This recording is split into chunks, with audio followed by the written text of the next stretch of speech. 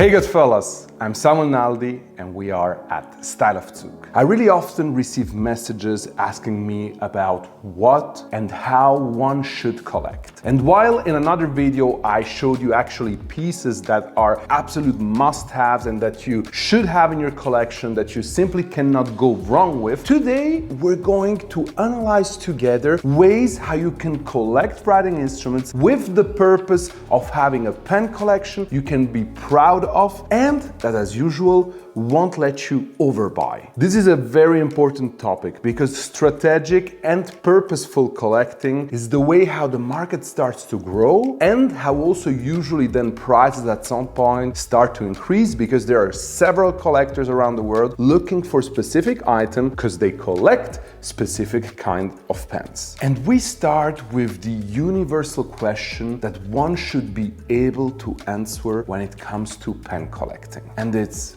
hey, what kind of pens do you collect? And if your answer starts with well, you know, then we probably have to go over it again. But don't worry, after this video, you'll probably know exactly what type of pen collector you are, and this will help you to focus even more on which pens you should acquire for your collection. And before we start with all this type of pen collectors, I would like to mention 3 important points that will serve us as a basis. A, don't be rushed. I love when my customers buy writing instruments, but I also know and tell them that they should always let the purchase sink into their minds. So start using what you just purchased and understand if it's the right piece for you. Obviously, you know, I'm saying this for the least experienced collectors and buyers. It also happens very often that I have specific watch collectors who are used building up collections of beautiful pieces, and therefore when they come at the store, they pretty much know very well the pieces they want to go for. B is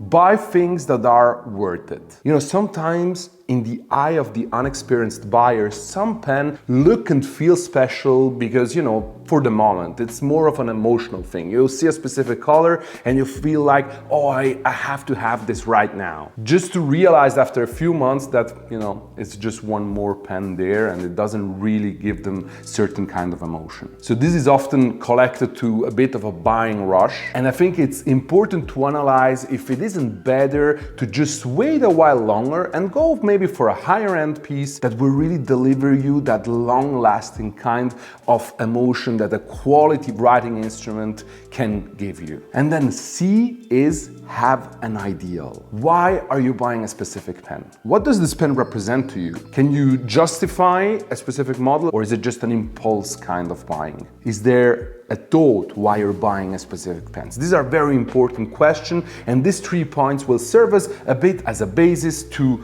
check out what kind of pen collectors you are and what kind of pen collector you could maybe be. And now we're almost ready to start, and I wanted to take this moment to thank you for the amazing passion you have for this amazing community that we are, and for being so interested in fine writing instruments. You know, the reason why we keep on going is exactly the amazing feedback that I get from all of you guys, and you cannot even imagine how grateful I am and how happy this makes me. For the ones that are not subscribed yet, if you're liking this video, why don't you consider subscribing? I mean, there's informative and exciting content that is coming up in the next days, weeks, months, and years, and it would be a pleasure for me to welcome you into this community of Goodfellas. Thank you. So let's start now. I have divided this by categories. And as a premise, whether you collect fountain pens to use them or you collect them to just have them in a collection and never ink them, it's totally up to you. You decide. It's your hard-earned money. You decide what you want to do with it. I always suggest to also have pens that you use, the so-called everyday carry, but I also have pens that I actually have in action, and then I have pens that I haven't seen for 2 months because they're there. I know they're there, and it makes me happy knowing that they're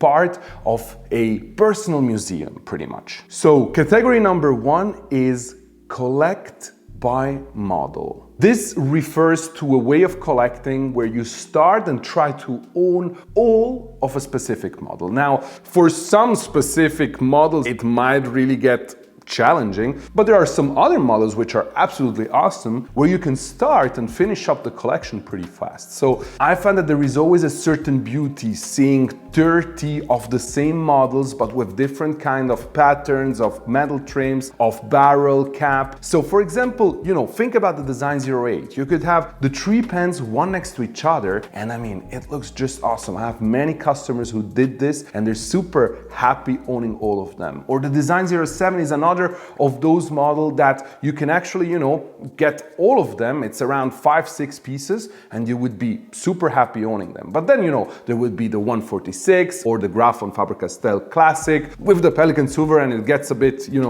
it's gonna be a lot of pens, but listen, if you have the means and you have the patience, then why not going for something like this? Or maybe the Le Mans. So imagine you start collecting and after 20 years, you see the pens that you have from 20 years back and you see models that don't exist anymore. How powerful is that? How awesome is that? And that really makes it a purposeful kind of collecting. Then number 2 is collect by collection. Why not saying, hey, I want to have all pen of the years of Graf von Faber-Castell or all the great characters, all the Writer's Edition. When you start and you finish up such a collection, also the whole collection gets quite a value because you have all of them. So whether someone is then searching for a specific piece or someone wants to have the whole collection, you build it over the years, and that's super, super powerful. Imagine you would probably be one of the very few people all around the world owning a whole collection. There's no rush. Start saying, hey, listen, I really want to have all Patron of Art,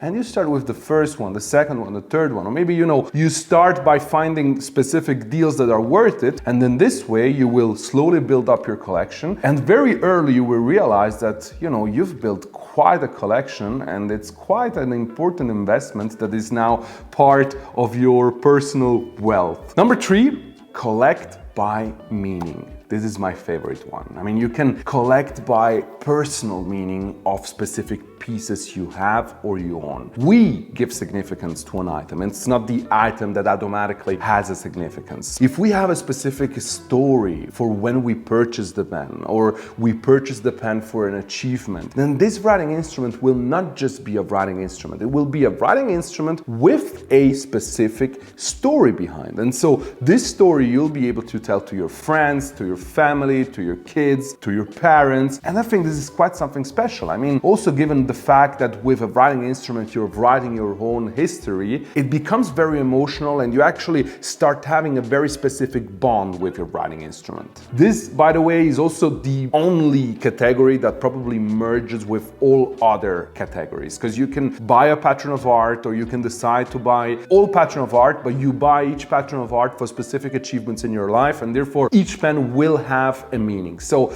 this is probably the most universal kind of collecting, and this is an important one, but just make sure that the pens have a meaning, that you know the meaning of their pens.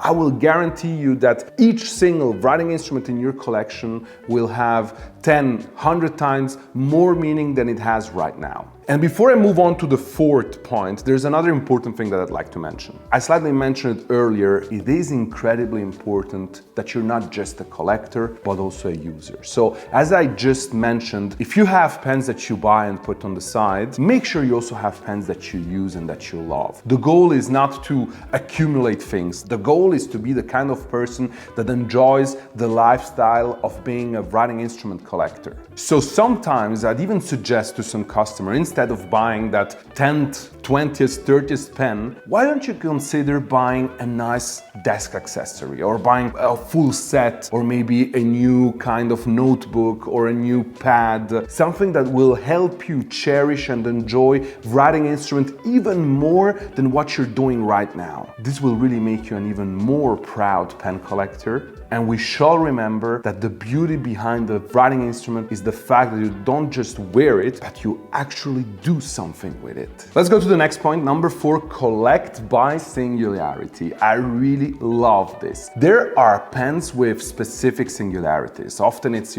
little details that make it just out of the ordinary. Do you want some examples to understand better? Well, for example, a Pelikan with a 20 karat gold nib, or a Pelikan with a 12 karat gold nib, or maybe the first batch of Gaius Maecenas where there was a wrong writing on the cap, or maybe a Parker Duofold Mandarin made with Tiffany & Co. Or there is Montblanc Warner 25th anniversary. Or for example, I have a Cartier that was gifted to Kaka Kaladze, ex-AC Milan player. I have his own pen. I don't know how this one ended up on eBay. So these are all pieces with a rich history and with a special background. Often, with specific stories, there is a specific strategic decision for why one specific thing was made, and therefore they're usually also extremely rare or even unique. So how collectible is this? Number 5 is collect by collaboration. This means you would be someone that says,